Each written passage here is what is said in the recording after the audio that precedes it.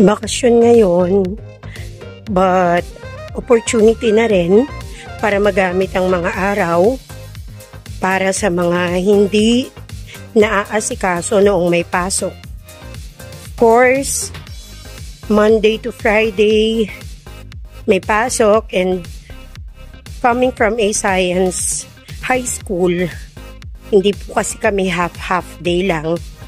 So, na-consume namin talaga yung ilang oras, no? 8 hours to 9 hours sa school. So, hindi po namin naasikaso yung mga dapat na asikasuhin personally man, or may connection man sa aming work kapag ganong mga araw. So, ngayon lang pong bakasyon naasikaso.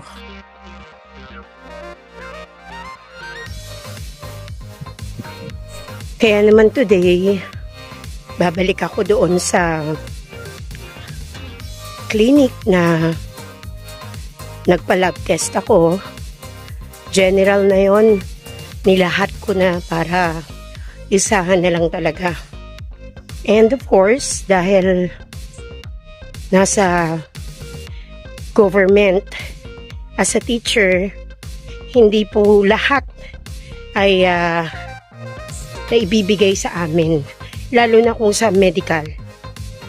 Well, pwede namang pumunta sa ibang mga check-up lang sa office, sa division office, pero hindi lahat ng needs mo, lalo na yung laboratory, ay maibibigay sa'yo. So, sariling yun, sarili mo ng gastos. Salamat at meron tayong mga anak na nag-iisip para sa ating health at ayaw iisang tabi dahil sa halaga yung mga ganitong pangailangan. Galing nga pala ako sa my division office. Meron lang ding inalam, inasikaso, mga paglilinaw. Ayun, and now naman, nabanggit ko na yata na pupunta ako sa clinic kung saan ako nagpa-check para kunin yung mga results.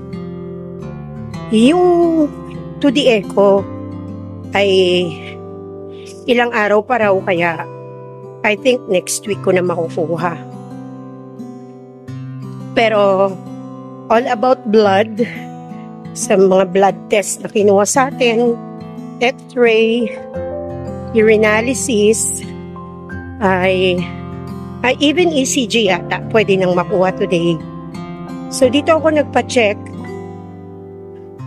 dito ako nagpa-laboratory sa New World Diagnostic sa labas lang ng SM Annex or SM North EDSA Annex.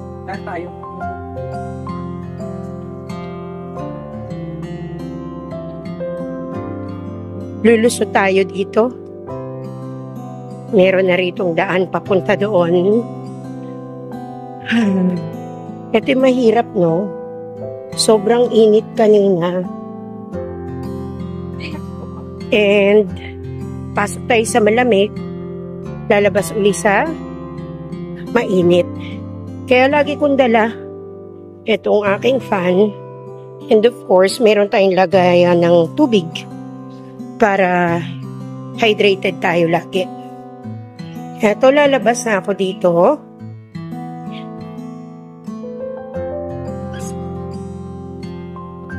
Lakad lang ng kaunti, and dun sa kabila ng wall na yun na yung diagnostic center.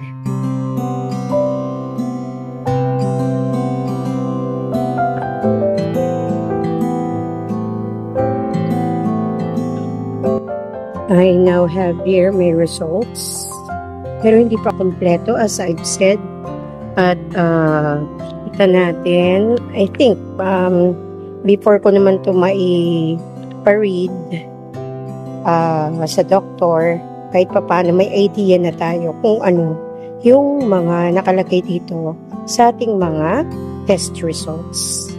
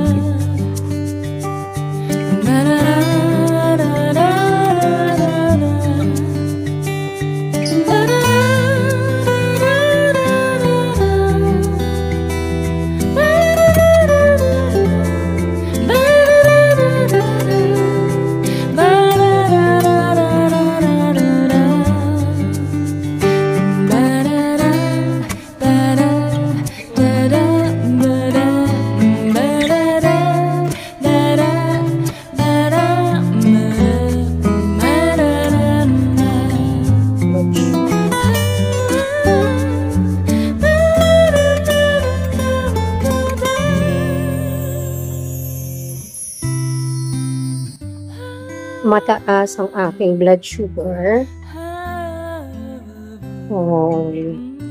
As expected.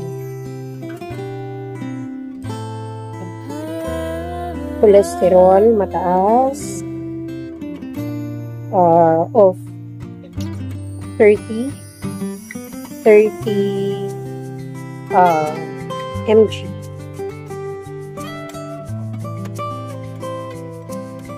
Ganun din ang LDL. What's LDL? Sige, syempre, kung bali ang babasa lang nito na doktor ang makakapagpaliwanag sa akin. HDL ratio. Mataas din. Konti lang naman. Yun. So, FBS. And then yung cholesterol. Yung LDL, hindi ko alam po ano yun. And HDL ratio, hindi ko pa alam. Malalaman ko rin. Ito, yung mga thyroid. Yung aking thyroid stimulating hormone. So, tumaas siya ng 12 IU/mL. So, alamin natin kung ano yung mga yun. Normal ang sinus rhythm, ECG. Ayan. Electrocardiogram result. Ayan. Normal. Ayan, normal naman po. Ayun lang, yung platelets, and then, eosinophils. Malalaman natin ito, kung ano-ano itong mga high natin na to. And even this thyroid stimulating hormone, baka kaya, tumataba ako, kahit hindi naman ako malakas tumatakbo.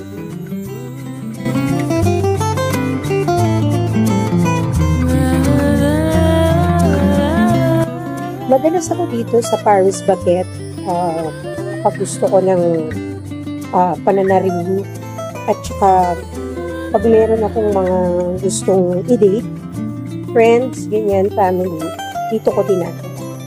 And ngayon, may mga nilakad kasi ako, sobrang init sa labas. But now, gusto ko magstay here, hindi lang para magpalamig, kundi para mag-review. Oo, may re-review na ako. Pag kasi sa bahay, hindi ko siya matutukan unless gabi na. Yung tulog na ang kasama sa bahay, yung tahimik na yung aking mga alagang aso.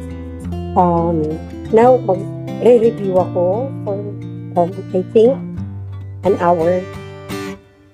And then, pahinga, tapos ganun. Ito na rin pala yung aking x-ray. Ano ba yung kinalabasan?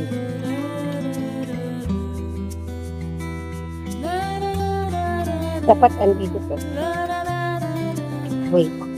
Saan dito ang x-ray? That can, ayun, x-ray result. No active parenchymal infiltrates skin. Heart is not enlarged. Diaphragm and sulci are intact. The visualized osseous structures are unremarkable.